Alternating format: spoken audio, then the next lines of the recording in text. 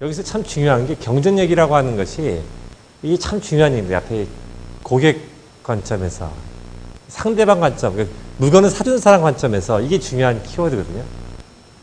이게 정말 중요한 얘기입니다. 고객 관점에서. 그 다음에 또 중요한 게 뭐냐면 이 경쟁자보다는 경쟁자보다. 그 다음에 이거는 그 공급하는 내용이겠죠. 제품과 서비스를 싸고 좋고 빠르게 제공할 수 있는 능력. 이게 경쟁력입니다.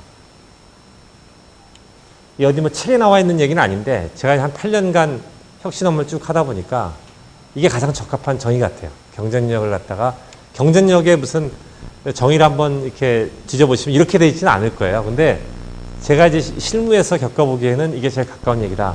이거 되면 이런 경쟁력을 갖추게 되면 그 얻어지는 보상이 뭐냐면 현재뿐만 아니라 미래에도 돈을 벌 수가 있습니다. 이게 이제 경영학에서 얘기하는 고잉 컨센이라는 계속교비잖아요. 그죠? 옛날에 90년대, 96년으로 제가 기억을 하는데, BP 아세요? 페이죠? BP 업체들이 그 한 해에 한 매출 2천억에 1,000억을 벌었던 해가 있어요. 서울이동통신이라는 BP 업체가 지금은 뭐 존재하지도 않는 업체인데, 근데 그 BP 업체가 그 PC에서 휴대폰이 나오면서 그냥 한 해에 그냥 없어져 버렸어요. 90년에 돈 많이 벌었어요. 97년에 없어졌어요, 회사가. 그게 왜 그러냐면, 이걸 못 줬다는 얘기예요. 고객 관점에서 이 경쟁사라고 하는 거는 PCS 업체가 되는 거죠. 요즘 그 얘기하는 휴대폰 업체보다 이런 관점에서 더 좋은 제품과 서비스를 제공을 못한 거예요. 그러니까 한 번에 그냥 가는 거예요. 고객은 냉정하니까. 계속 기업이 되려고 그러면, 그래서 고잉 컨셉이 되려면 이런 것이 돼야 된다. 그럼 구체적으로 싸고 좋다는 게 뭐냐? 빠르다는 게 뭐냐? 이걸 한번 설명을 드려볼게요. 요즘 단순하게 A랑 B랑 비교해서 값이 10% 싸다. 그래서 물건 안 사죠. 그죠? 구매 안 합니다. 요즘은 그 소비자들도 약아져가지고 그렇게 바보짓을 안 해요.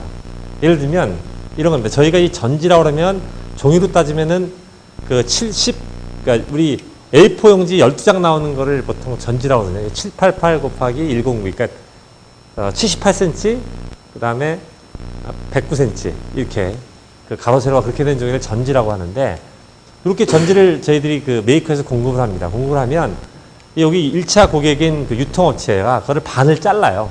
반을 잘라서 2차 그 고객들한테 줍니다. 그래서 그거를 반전지라고 그러거든요.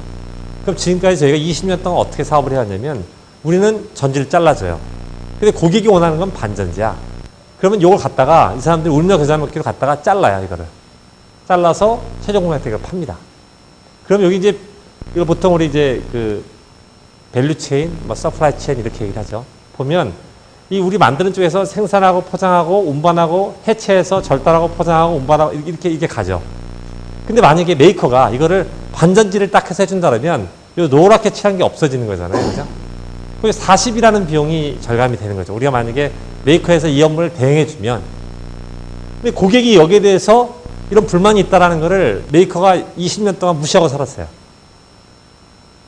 고객 관점에서 보니까 이런 게 보이는 거죠, 이렇게. 아, 그래서, 그럼 여기 40을 절감해서 우리는 20을 가격을 올리고, 20을, 요 40만큼 한 거에서 20을 가격을 올리고, 그래도 고객은 20이 그 세이브 되는 거잖아요. 고객 입장에서 보면. 이게 싸다는 거예요, 이게. 이게 싸고 좋다는 겁니다. 실제로는 가격이 20% 올랐지만, 고객은 20% 싸다고 느끼는 거죠. 이게 바로 싸고 좋다라는 의미고, 결국 고객하고 메이커가 하는 업무를 갖다가, 아니, 고객사에서 하고 있는 업무를 갖다가 우리가 대행해 줬을 때, 이게 싸고 좋게 할 수 있는 방법이 많이 있거든요. 근데 과거에는 그런 생각을 전혀 안 했다고. 근데 이제는 기업들이 이제 이런 식으로 고객이 하고 있는 것 중에서 메이커가 하면 조금 더 경쟁력 있게 할 수 있는 게 뭔가를 생각해서 자꾸 대행해 주는 쪽으로 자꾸 나가고 있어요. 이 경쟁력 있게 가는 거죠.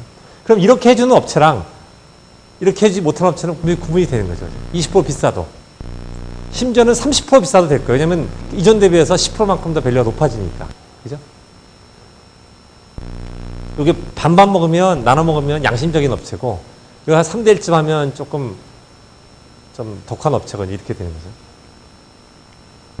그 다음에 그러면 빠르다는 거는 뭔가 이제 빠르다는 거는 고객 입장에서는 이 통계학을 배우신 분은 알 겁니다. 이거 이제 보통 정기분포라고 그러잖아요. 정기분포. 그래서 요거를 가운데를 평균이라고 그러고 이 양쪽에 퍼져 있는 정도를 표준 편차라는 용어를 씁니다. 그죠?